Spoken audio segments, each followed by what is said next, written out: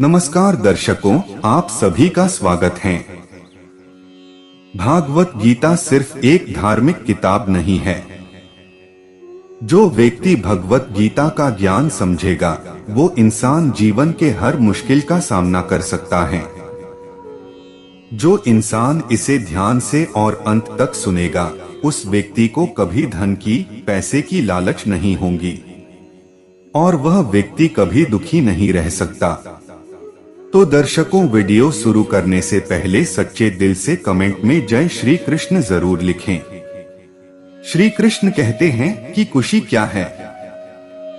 हम सब खुशी को अपने पिछले अनुभवों और आकांक्षाओं के अनुसार बयान करते हैं। कोई कहेगा बहुत सारा पैसा खुशी है, कोई एक स्वस्थ शरीर को खुशी कहेगा और शायद कोई अपने परिवार को खुशी का स्रोत बताएगा। दरअसल हम में से कोई भी नहीं जानता कि असली खुशी है क्या। हम सब उस अंधे लोगों की कहानी जी रहे हैं जो नहीं जानते थे कि एक हाथी कैसा होता है। किसी ने उसकी सूंड को छूकर देखा तो कहा कि हाथी एक पाइप जैसा होता है। वही दूसरे ने उसे एक ड्रम जैसा बताया जब उसने हाथी के पेट को छुआ। उसी प्रकार किसी को नहीं पता कि असली खुशी क्या है, लेकिन हर कोई उसे पाना चाहता है। ऐसी ही है जिंदगी। काश इस जिंदगी को समझने की कोई कुंजी होती। दरअसल एक ऐसी कुंजी है जो कि स्वयं भगवान श्री कृष्णा ने हमें दी है। हम सब उसे भगवत गीता के नाम से जानते हैं, जो कि प्रभु श्री कृष्णा का कुरुक्षेत्र के मैदान में पांडव राजकुमार अर्जुन को दिया हुआ एक दिव्य प्रवचन है। भगवत गीता एक प्राचीन वेद है जिसमें कि 700 श्लोक हैं। हम सभी जिंदगी में कभी ना कभी किसी ऐसी परिस्थिति में फंस जाते हैं जिसमें से बाहर निकलना मुश्किल हो जाता है। फिर चाहे वो कोई पारिवारिक समस्या हो, हमारे दोस्तों से संबंधित हो या फिर व्यापार से। भगवत गीता हमें ना सिर्फ उस परिस्थिति से बाहर निकलने का रास्ता दिखाती है, बल्कि हमें एक खुश, संतुष्ट और आनंदमय मानसिक स्थिति भी प्रदान करती है। तो चलिए भगवत गीता के प्रथम श्लोक को समझने का प्रयास करते हैं। धर्मक्षेत्रे कुरुक्षेत्रे समवेता युयुत्सव मामका पांडवाश्चैव किम कुर्वत संजय। धृतराष्ट्र कहते हैं, हे संजय, मेरे और पांडु के पुत्र कुरुक्षेत्र की पावन धरती पर युद्ध करने की मंशा से एकत्रित हुए हैं। मुझे बताओ कि वहां उन्होंने क्या किया।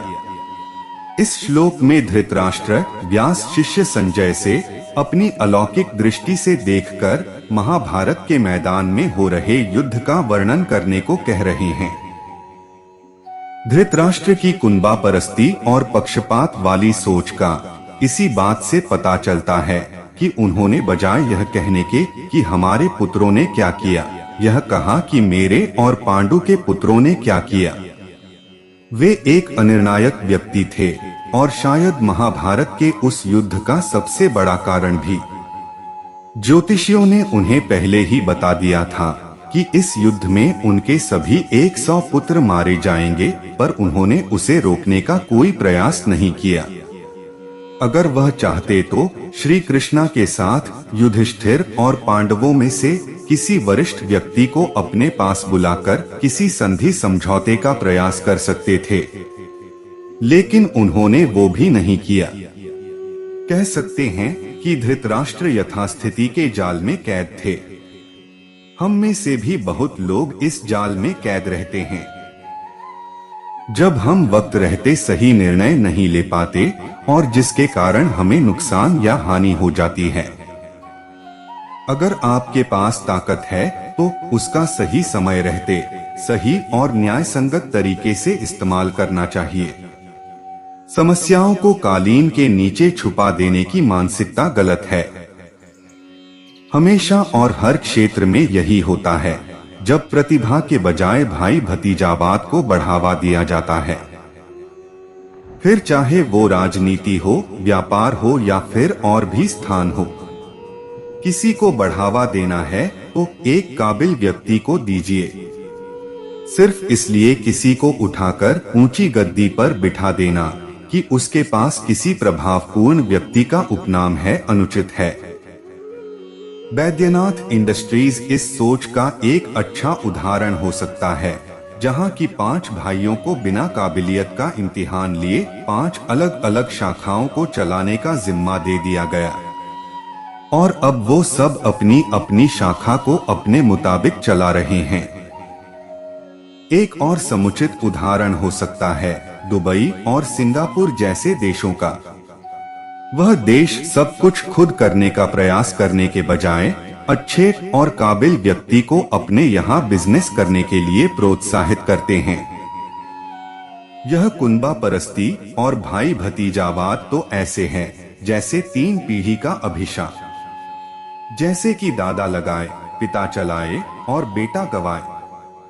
महाभारत के युद्ध के लिए धृतराष्ट्र की धर्मपत्नी गांधारी भी उतनी ही जिम्मेदार हैं। उन्होंने भी एक भाग्यहीन उद्योग के नेता वाला काम किया। जब उन्होंने अपनी आंखों पर सदा के लिए पट्टी बांध लेने का निर्णय लिया, सिर्फ इसलिए क्योंकि उनके पति नेत्रहीन थे। इसके बजाय उन्हें तो अपने पति की आंखें बनना चाहिए थी, जिससे कि वो समय रहते सही निर्णय ले पाने में सक्षम होते। यह तो ऐसा हुआ जैसे एक उद्योग के 2 मालिक हैं और दोनों में एक समान कमी है। किसी भी उद्योग में जब भी कुछ गलत होता है तो सबसे ऊंची कुर्सी पर बैठा व्यक्ति ही जिम्मेदार होता है। यह उनका काम है कि वो एक समर्थ और काबिल व्यक्ति को ही किसी भी नाजुक या गंभीर काम का फैसला लेने की जिम्मेदारी दें।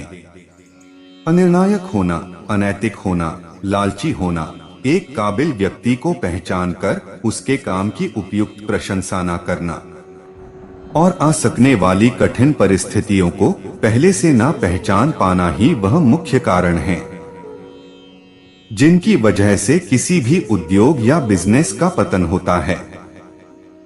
इसका एक प्रमुख उदाहरण एनरॉन नामक एक अमेरिकी कंपनी का हो सकता है। 2001 की शुरुआत में वो कंपनी सालाना तकरीबन 8 लाख करोड़ रुपए की कमाई कर रही थी और उसी साल के अंत तक वो कंपनी दिवालिया हो गई, सिर्फ अपने धूर्त और अनैतिक प्रबंधन के कारण। क्या बनना है यह सीखना है तो भगवान श्री कृष्णा से सीखिए, और क्या नहीं बनना है यह धृतराष्ट्र से। श्री कृष्ण कहते हैं कि अपने लिए पृथ्वी पर धन जमा करना बंद करो, जहां कीड़ा और जिंद उसे खा जाते हैं और जहां चोर सेंध लगाकर चुरा लेते हैं। तुम नहीं जानते कि कल तुम्हारे जीवन का क्या होगा। धन इकट्ठा करने से हमारा भविष्य सुरक्षित नहीं होता, क्योंकि धन कभी भी चुराया जा सकता है, ये बीमारी या मौत को नहीं मिटा सकता।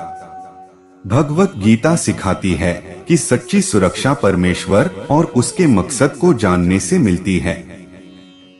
इसलिए अगर हमारे पास खाना, कपड़ा और सिर छिपाने की जगह है तो उसी में संतोष करना चाहिए। सुखी हैं वे जिनमें परमेश्वर से मार्गदर्शन पाने की भूख है।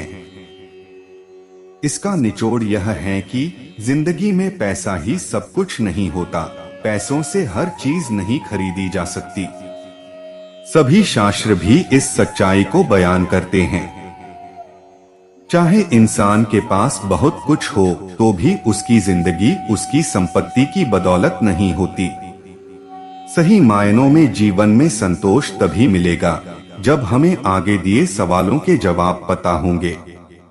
जिंदगी का मकसद क्या है, हमारा भविष्य कैसा होगा, मैं अपनी आध्यात्मिक जरूरतें कैसे पूरी कर सकता हूँ, ये सब चीज इंसान ने सोचना चाहिए और इसी पे अमल करना चाहिए।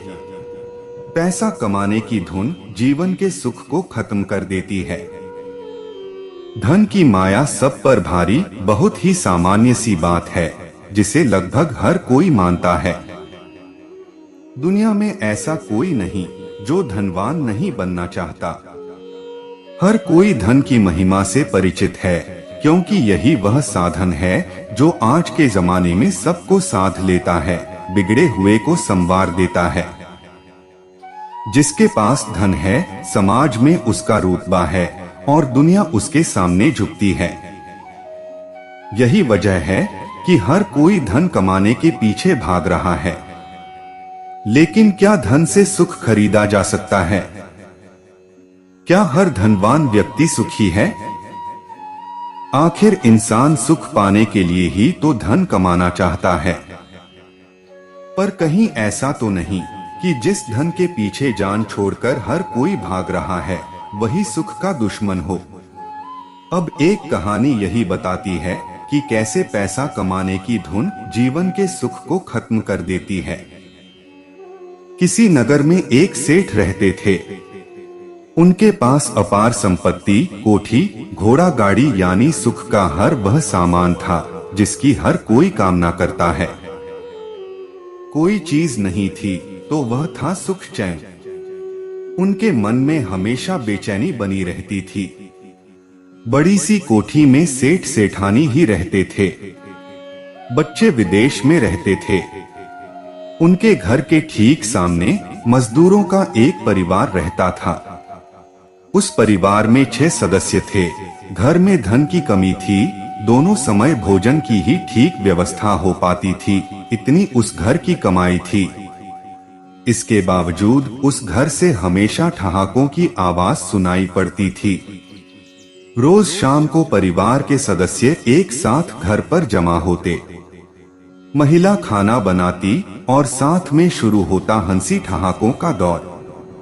सब हंसते गाते जमकर खाना खाकर सो जाते। सेठ जी अक्सर अपनी सेठानी के साथ शाम के समय छत पर आते और इस परिवार की खुशियों को महसूस करते। उस समय उनको अपने दुख और अधिक सालने लगते। एक दिन सेठ के घर एक संत आए।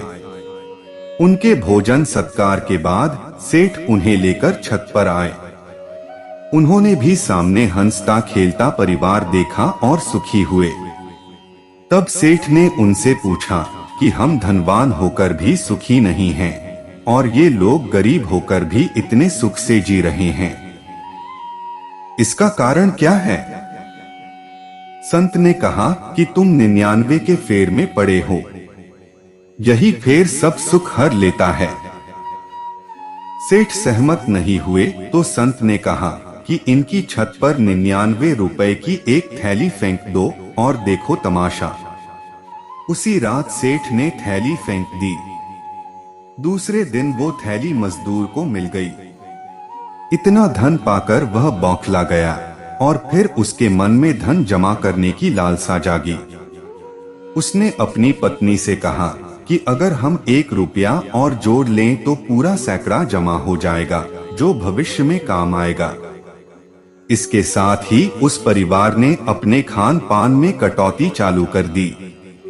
पहले जिस रसोई की सुगंध आसपास वालों की भी भूख जगा देती थी, अब सूनी हो गई। 1 रुपया जमा होने के बाद एक और का सिलसिला चालू हो गया।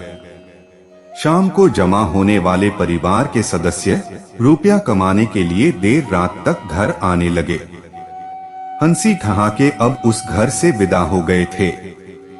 हाँ, पैसा जरूर जमा होने लगा था, पर भविष्य के चक्कर में वह परिवार वर्तमान की खुशियां खो चुका था। 1 महीने बाद संत फिर आए, उस परिवार को देखा और फिर सेठ को देखकर मुस्कुराए। सेठ ने हाथ जोड़ लिए और मान गए कि धन का अत्यधिक मोह ही सारे दुख की जड़ है। तो देखा आपने, धन जीवन यापन के लिए आवश्यक है, पर जीवन को सुखी बनाने के लिए नहीं। जीवन को सुखी बनाता है अपनों का साथ, अपनों के साथ बिताया गया सुंदर समय। धन का अपना महत्व है, पर धन जीवन के सुख की जगह नहीं ले सकता। तो आज से ही परिवार के साथ अच्छा और अधिक समय बिताइए ताकि बाद में अफसोस ना रह जाए। करियर, कमाई, पैसे और महत्वाकांक्षा के बारे में इस्कॉन और भगवत गीता का क्या कहना है? यह एक बहुत ही व्यावहारिक प्रश्न है। जैसा कि हमने समझा है, ना तो भगवान कृष्ण और ना ही इस्कॉन को पैसे कमाने और महत्वाकांक्षी होने के साथ कोई समस्या है। जब तक कि आपकी महत्वाकांक्षाओं को पूरा करने के साधन धर्म यानी धार्मिकता के दायरे में हैं, जैसा कि वर्णित शास्त्रों में निर्धारित है। वास्तव में भगवान कृष्ण भगवद गीता में स्वीकार करते हैं कि विभिन्न लोगों का स्वभाव अलग होता है और वे स्वाभाविक रूप से अपनी प्रकृति के अनुसार कार्य करते हैं। भले ही वे अस्थायी या कृत्रिम रूप से अपने स्वभाव को दबा के उसके विपरीत कर्म कर रहे हों, पर वे बहुत लंबे समय तक ऐसे कृत्रिम रूप से कर्म नहीं कर सकेंगे। उचित समय पर वो अपने स्वभाव के अनुसार कार्य करने के लिए बाध्य हो जाएंगे और वे असहाय तरीके से उस तरह से कार्य करने के लिए मजबूर होंगे। आइए देखें कि जब अर्जुन का मान अशुद्धियों से आच्छादित था और उसने अपने जीवन की सबसे महत्वपूर्ण लड़ाई लड़ने से इनकार कर दिया, तब कृष्ण ने अर्जुन से क्या कहा? यदि तुम मेरे निर्देशानुसार कर्म नहीं करते और युद्ध में प्रवृत्त नहीं होते हो तो तुम कुमार्ग पर जाओगे। तुम्हें अपने स्वभाव वश युद्ध में लगना पड़ेगा। इस समय तुम मोहवश मेरे निर्देशानुसार कर्म करने से मना कर रहे हो। लेकिन हे कुंती पुत्र, तुम अपने ही स्वभाव से उत्पन्न कर्म द्वारा बाध्य होकर वही सब करोगे। इसलिए हमें चाहिए कि हम अपने हित को भली भांति समझते हुए धर्म के दायरे में रहते हुए और अपनी स्वाभाविक प्रवृत्ति के अनुसार कर्म करें। इससे पहले भी कृष्ण अर्जुन को बता चुके हैं कि लोग अपने कर्म के माध्यम से भी कृष्ण की आराधना कर सकते हैं। अपने अपने कर्म के गुणों का पालन करते हुए प्रत्येक व्यक्ति सिद्ध हो सकता है। अब तुम मुझसे सुनो कि यह किस प्रकार किया जा सकता है। जो सभी प्राणियों का उद्गम है और सर्वव्यापी है, उस भगवान की उपासना करके मनुष्य अपना कर्म करते हुए पूर्णता प्राप्त कर सकता है। अपने वृत्तिपरक कार्य को करना, चाहे वह कितना ही त्रुटिपूर्ण ढंग से क्यों न किया जाए, अन्य किसी के कार्य को स्वीकार करने और अच्छी प्रकार करने की अपेक्षा अधिक श्रेष्ठ है। अपने स्वभाव के अनुसार निर्दिष्ट कर्म कभी भी पाप से प्रभावित नहीं होते। श्री कृष्ण यह भी सलाह देते हैं, भगवान के साथ हमारे संबंध को हमेशा ध्यान में रखते हुए अपनी गतिविधियों को करना चाहिए। दूसरे शब्दों में कहा जाए तो हर कदम पर प्रभु के प्रति जागरूक होना और फिर उस चेतना में काम करना सबसे अच्छा होगा। यदि कोई व्यक्ति ऐसी चेतना में काम करता है तो श्री कृष्ण स्वयं उसका मार्गदर्शन करते हैं और उसके प्रयासों में सहायता करते हैं। सारे कार्यों के लिए मुझ पर निर्भर रहो और मेरे संरक्षण में सदा कर्म करो। ऐसी भक्ति में मेरे प्रति पूर्णतया सचेत रहो। यदि तुम मुझसे भावित होगे तो मेरी कृपा से तुम बद्ध जीवन के सारे अवरोधों को लांघ जाओगे। लेकिन यदि तुम मिथ्या अहंकारवश ऐसी चेतना में कर्म नहीं करोगे और मेरी बात नहीं सुनोगे तो तुम विनष्ट हो जाओगे। हम ऐसी चेतना तभी प्राप्त कर सकते हैं जब हम यह सोचें कि हम केवल श्री भगवान की प्रसन्नता के लिए प्रत्येक कार्य कर रहे हैं। फिर चाहे हम परिवार की देखभाल कर रहे हो या कार्यस्थल पर काम कर रहे हो, भगवान को हमेशा अपनी चेतना में रखना चाहिए। श्री कृष्ण ने अर्जुन को गीता के अध्याय 9 में यह सलाह दी है। हे कुंती पुत्र, तुम जो कुछ करते हो, जो कुछ खाते हो, जो कुछ अर्पित करते हो या दान देते हो और जो भी तपस्या करते हो, उसे मुझे अर्पण करते हुए करो। इस तरह तुम कर्म के बंधन तथा इसके शुभाशुभ फलों से मुक्त हो सकोगे। इस संन्यास योग में अपने चित्त को स्थिर करके तुम मुक्त होकर मेरे पास आ सकोगे। हम महाभारत में भी यह देखते हैं कि श्री कृष्ण ने वास्तव में पांडवों की महत्वाकांक्षा को पूरा करने में उनकी सहायता करी। युधिष्ठिर को अपने दिवंगत पिता राजा पांडु के आदेशों का पालन करने के लिए राजसूय यज्ञ करने की महत्वाकांक्षा थी। क्योंकि पांडव हमेशा ही श्री कृष्ण भावन भावित थे, उन्हें कृष्ण द्वारा सहायता और मार्गदर्शन प्राप्त हुआ। राजसूय यज्ञ करना कोई आसान उपलब्धि नहीं थी, फिर भी भगवान श्री कृष्ण की कृपा से युधिष्ठिर इसे करने में समर्थ हुए। कृष्ण चेतना का क्षेत्राधिकार हर जगह फैला हुआ है। इसका मतलब यह है कि पूरी सृष्टि में कोई जगह या कोई भी गतिविधि ऐसी नहीं है जहां कृष्ण मौजूद नहीं है। हमें कृष्ण के प्रति सचेत होना होगा और फिर उस चेतना में कार्य करना होगा हमेशा। श्री प्रभुपाद जी ने अपनी शिक्षाओं में समझाया है कि व्यक्ति को 4 चीजों से दूर रहना चाहिए, क्योंकि ये एक अधर्मी जीवन की नींव है और किसी व्यक्ति को अस्तित्व के निम्नतम स्तर तक खींच सकती हैं। मांसाहार, नशा, अवैध संबंध और जुआ। ये नियम हमारा बैरोमीटर है यह समझने के लिए कि हमारे जीवन में किस तरह की गतिविधियों से बचना चाहिए। इसके अलावा प्रभुपाद ने यह भी जोर देकर कहा कि हर भक्त को हर एक दिन हरे कृष्ण महामंत्र के न्यूनतम 16 माला करने चाहिए। रोजमर्रा के जीवन में इन नियमों का पालन करना साधना भक्ति कहलाता है, जो हमारे आध्यात्मिक जीवन की नींव बन जाती है। यदि हम अपनी साधना में नियत हो सकते हैं तो श्री कृष्ण हमारे हृदय से सीधे हमारा मार्गदर्शन करेंगे और जहां आवश्यक होगा वहां हमारी सहायता करेंगे। ये 3 चीजें जो खरीदी नहीं जा सकती। क्या यह देखकर आपको ताज्जुब नहीं होता कि एक तरफ जहां लोग इस डर में जी रहे हैं कि वे कभी भी अपनी नौकरी, घर या पेंशन गंवा सकते हैं, वहीं ऐसे लोग भी हैं जिन पर हर चीज खरीदने का जुनून सवार रहता है। वे पैसे से हर वह चीज खरीदना चाहते हैं जो उन्हें दिखाई देती है। इस तरह के लोग बड़ी आसानी से विज्ञापनों के शिकार हो जाते हैं। विज्ञापन जगत का मकसद ही लोगों को लुभाना है। वे हमेशा इस फिराक में रहते हैं कि लोगों को कैसे फंसाया जाए।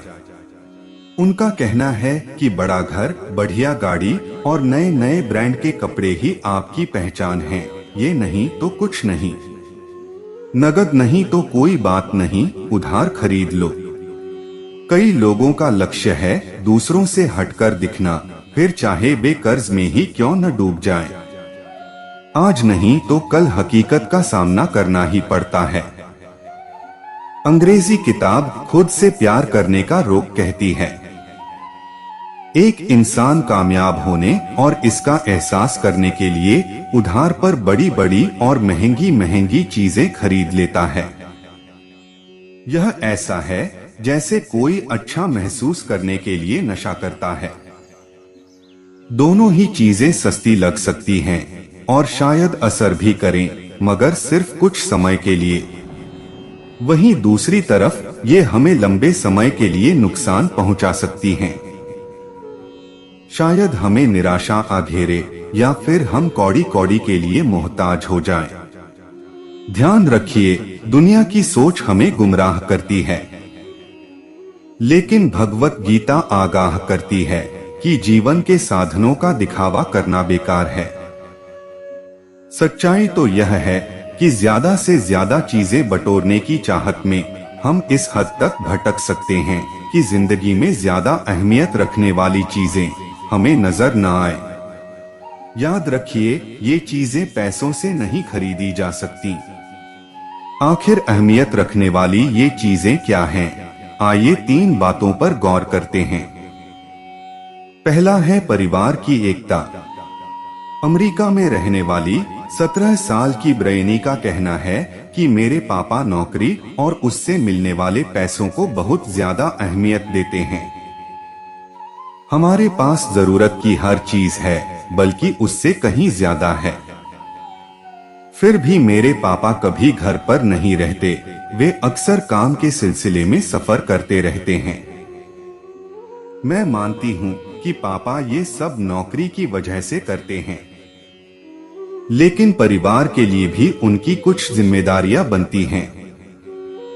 जरा सोचिए, अगर ऐसा ही चलता रहा तो आगे चलकर ब्रेनी के पिता को किस बात का अफसोस होगा।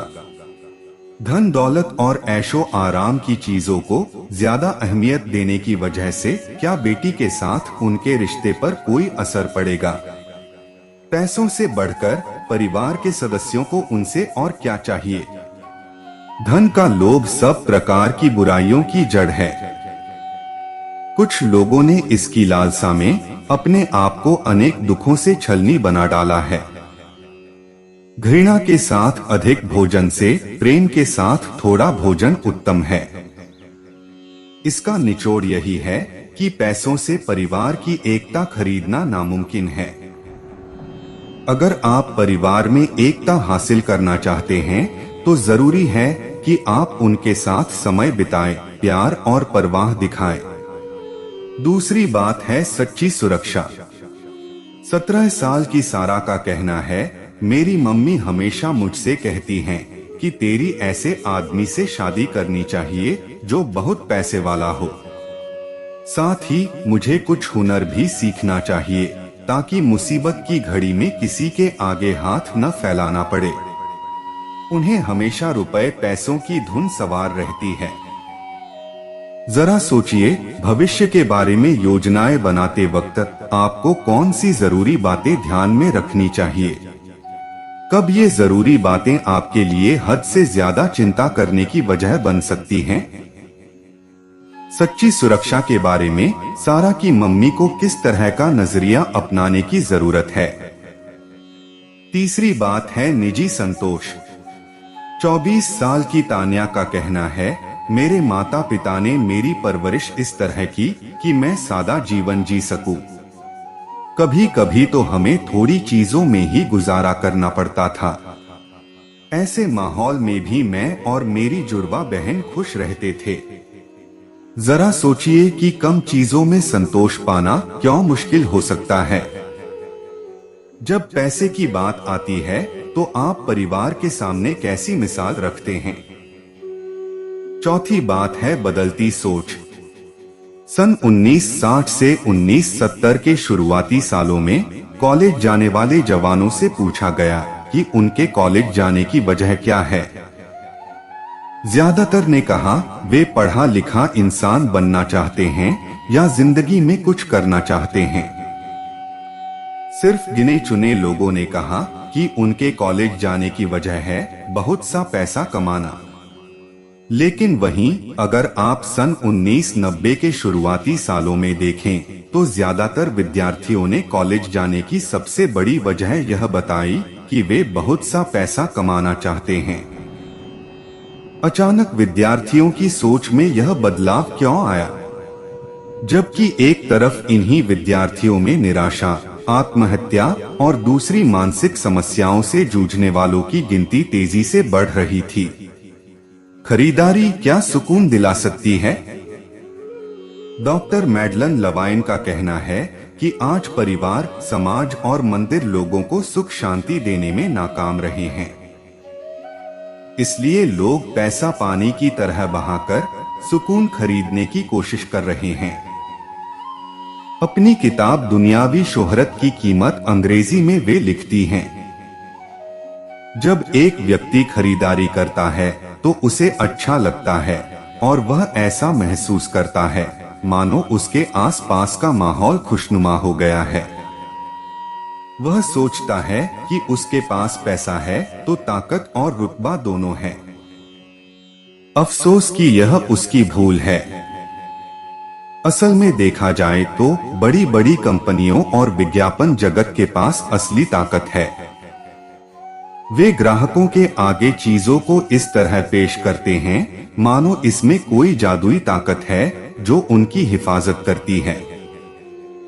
ऐसा करने के लिए उन्हें खूब पैसा दिया जाता है और ग्राहक बड़ी आसानी से इनके झांसे में आ जाते हैं।